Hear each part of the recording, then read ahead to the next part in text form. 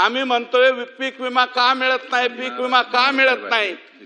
मी कृषी राज्यमंत्री महोदयांना विनंती करतो की आपण आता नवीन झालेला आपल्याकडून आमची अपेक्षा आहे अध्यक्ष महोदय, आशिष जयस्वाल साहेब हे चांगले निर्णय घेतात, कोकाटे साहेब सुद्धा चांगले निर्णय घेतात, परंतु अगोदर जे आपलं कृषी आयुक्तालय आणि आपल्या इथले काही लहाळे, तोटावार, दिलीप झेंड, संतोष कराड हे काही जे अधिकारी आहेत, किरण जाधव, महाप्रतापी महाउद्योगी आणि इकडून सरकारने दिलेले पैसे हे स्वतःच्यात आपापसामध्ये कसे खाता येतील याचा संपूर्ण विचार कृषी विभागामध्ये केला जातो। अध्यक्ष महोदय, इतके भयानक प्रकरण आहेत, मी त्याचा पूर्ण गठ्ठा राज्यमंत्री महोदय तुमच्याकडे देतो।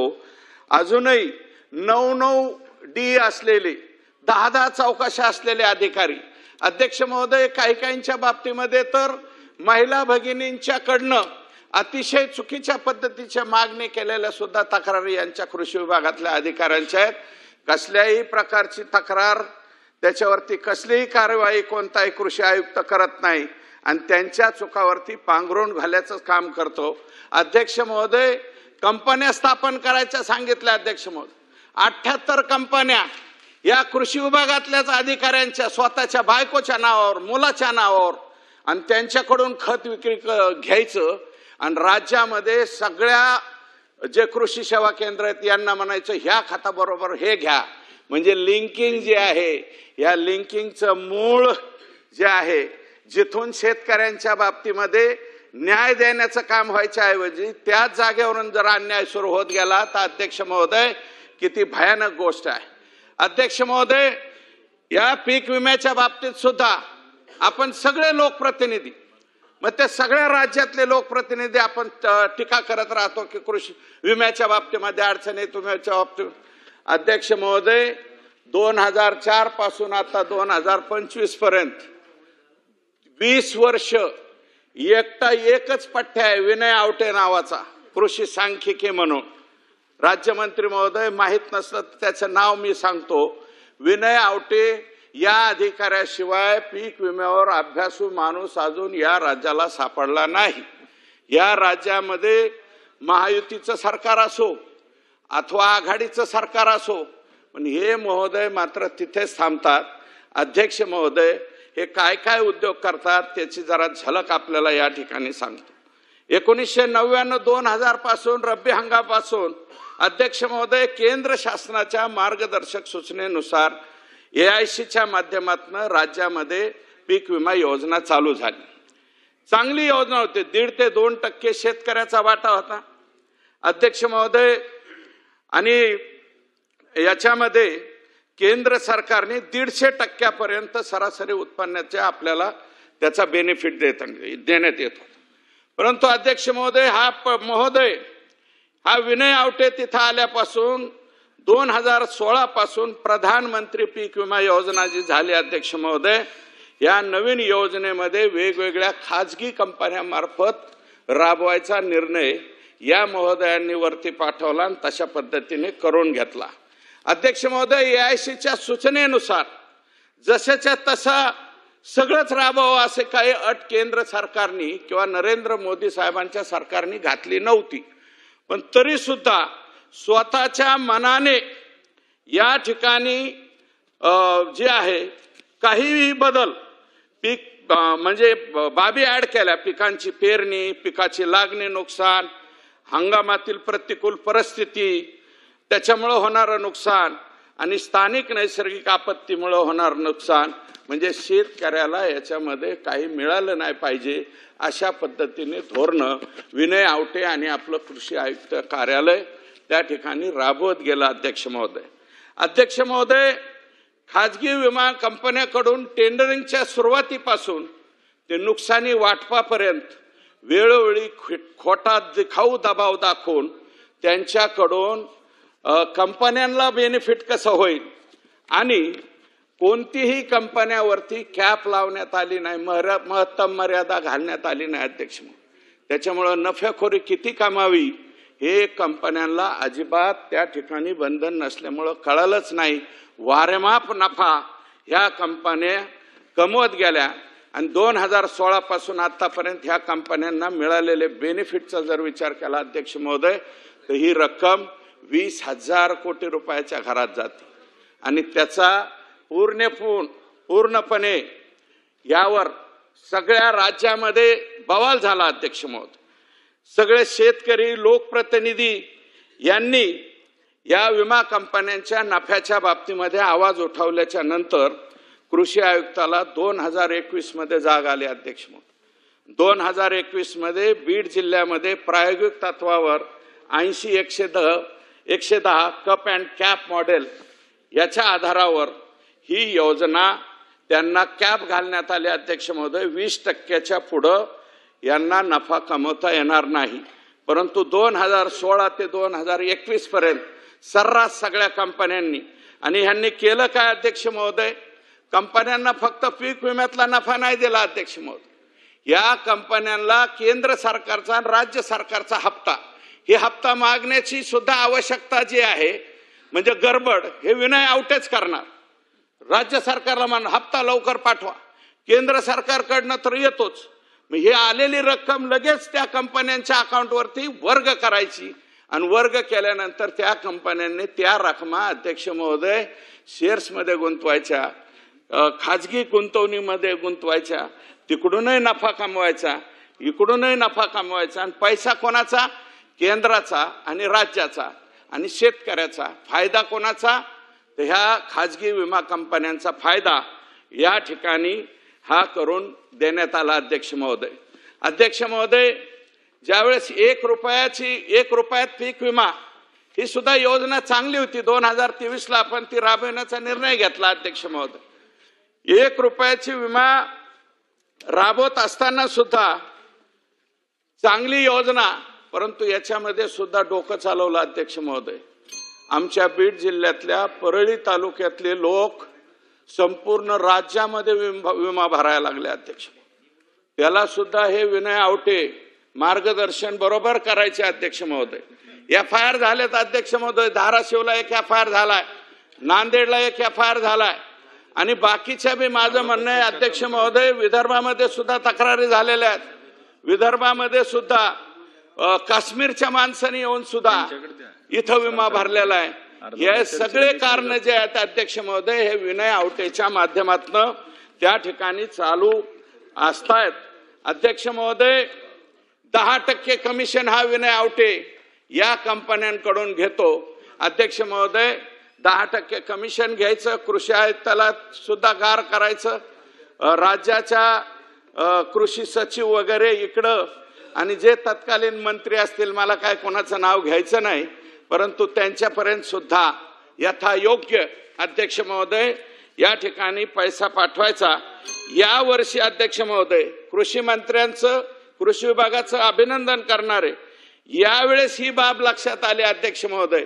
ज्यावेळेस आता त्यांनी राज्य हिस्सा मागितला त्यावेळेस अर्थ आणि कृषी विभागाने सांगितलं की तुम्ही पहिले लोकांचे पैसे वाटा, मागच्या वर्षीचे पैसे वाटायचे नाही, त्याच्या मागच्या वर्षीचे पैसे ह्या कंपन्यांनी शेतकऱ्याला वाटायचे नाही, ते पैसे अकाउंटमध्ये ठेवायचे, गुंतवणुकीत गुंतवायचे, त्याच्यावर व्याज कमवायचं आणि इकडून मात्र पुढच्या वर्षीचा हप्ता मागायचा.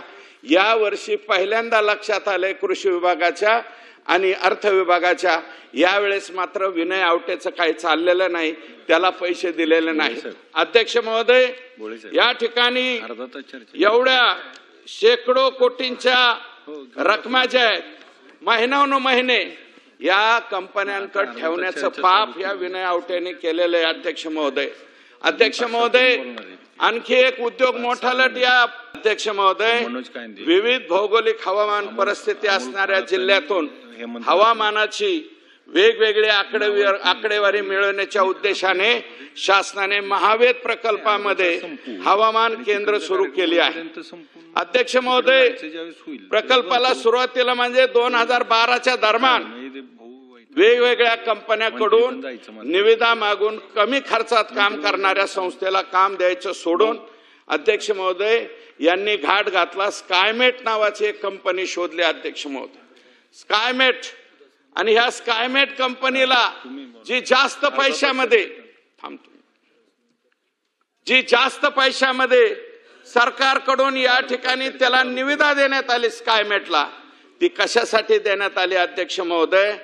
या स्कायमेटला हवामान केंद्र उभारण्यासाठी, त्याचे मेंटेनन्ससाठी प्रचंड प्रमाणात निधीची तरतूद शासनाकडून केली गेली.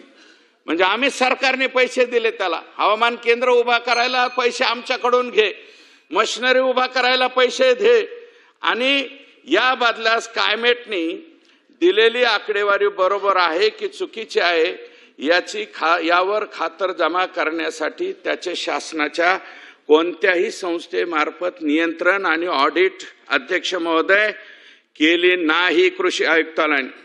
विनय आवटे, पूर्वीचे उदय देशमुख यांचे स्कायमेट बरोबर साटेलोटा असल्यामुळे अध्यक्ष महोदय स्कायमेटने त्यांच्या म्हणण्याप्रमाणे व विमा कंपन्यांकडून मिळणाऱ्या कोट्यावधी रुपयाच्या आमिषामुळे तिघांनी संगनमतामध्ये अध्यक्ष महोदय मोठ्या प्रमाणात डेटामध्ये सुद्धा फ्रॉड केला. अध्यक्ष, डेटातच फ्रॉड करायचं, मग कसं काय विमा भेट? अध्यक्ष महोदय, हे पद्धत काय वापरली अध्यक्ष महोदय?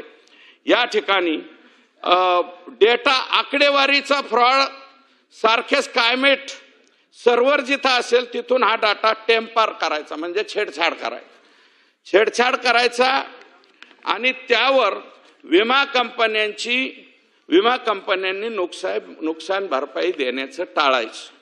अध्यक्ष महोदय, हा डेटा टॅम्पर करताना, छेडछाड करत असताना, मी 3 मिनिटात 4 मिनिटात संपवतो अध्यक्ष महोदय, हा टॅम्पर करत असताना स्कायमेटची स्वयंचलित हवामान केंद्रे छेडछाड करत असताना स्कायमेटने व कृषी आयुक्तालयाने कुणावरही कायदेशीर कारवाई केलेली नाही.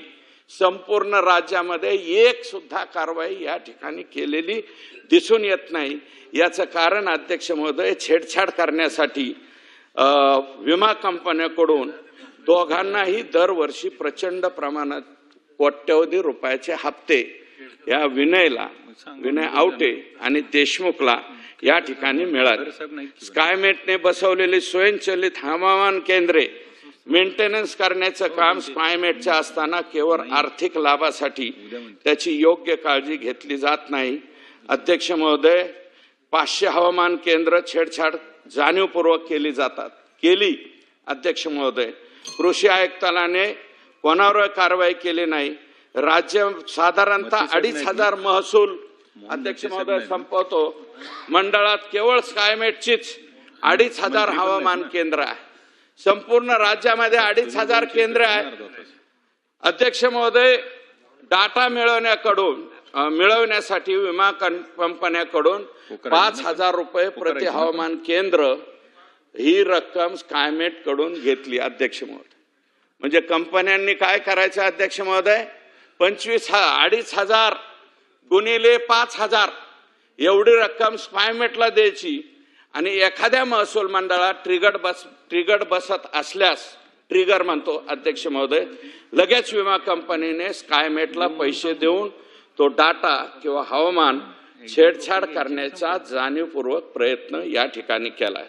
अध्यक्ष महोदय, हे किती म्हणजे विनय आवटेला 7% रक्कम आणि स्कायमेटला कोट्यवधी रुपयांचा हप्ता नियमित विनय आवटे, वरिष्ठ अधिकारी, तत्कालीन मंत्री या सगळ्यांना ठरलेला वाटा व्यवस्थित त्या ठिकाणी द्यायचा. अध्यक्ष महोदय, एक सुद्धा या छेडछाडीबद्दल एक फौजदारी गुन्हा दाखल झाला नाही. कर्नाटक राज्यामध्ये अशा प्रकारचे गुन्हे दाखल झाले, आपल्या राज्यामध्ये एक सुद्धा नाही. आणि याच्यामध्ये ते जाळून टाकायचं, बर्फ ठेवायचा, त्याच्यावरती आणखी काहीतरी करायचं, असे सुद्धा उद्योग या ठिकाणी केले. अध्यक्ष महोदय, हा विनय आवटे यांनी प्रचंड प्रमाणामध्ये शेतकऱ्यांचं नुकसान केलंय, शेतकऱ्यांनी आत्महत्या केल्या. अध्यक्ष महोदय, माझे कृषी मंत्री महोदयांना विनंती आहे, या विनय आवटेवरती तिकडे लोक आत्महत्या करतायत पीक विम्यासाठी पैसे नाही म्हणून, याच्यावरती 302 लावा ना. जर लावता आला त्याचं रेकॉर्ड तपासा आणि जर हा नियमात बसत असेल तर याच्यावरती अत्यंत मोठी कारवाई होण्याची अध्यक्ष महोदय आवश्यकता आहे। आणि मी जे अधिकारी सांगितले अध्यक्ष महोदय, हे जे नावं घेतले, दिलीप झेंडे, किरण जाधव, ह्या कंपन्या 78 कंपन्या कोणाच्या काय कोणाचं, या सगळ्यावरती SIT नेमून स्वतंत्रपणे, अध्यक्ष महोदय मी चौकशीची मागणी केली। काय केलं माहितीये का, ज्या 78 कंपन्याची चौकशी मागितली हे विनय आवटेला अध्यक्ष केला। कशाचा? त्या चौकशी समितीचा। म्हणजे हाच महाचोर, हा 302 मध्ये जाणारा, याला चौकशी दिली। आणि नंतर ज्या वेळेस मी या विनय आवटेची तक्रार केली, नंतर चौकशी कोणी, त्याच्या समितीचा चौकशीचा अध्यक्ष कोणी केला अध्यक्ष महोदय, ज्या 78 कंपन्यामध्ये ज्याच्या 2 कंपन्या आहेत, एक अधिकारी रिटायर्ड, आणि त्याला चौकशीचा अध्यक्ष नेम। म्हणजे याची चौकशी त्यांनी करायची, तू भी चोर मैं भी चोर, अशा चौकशीचा काहीही उपयोग या ठिकाणी होणार नाही। अध्यक्ष महोदय,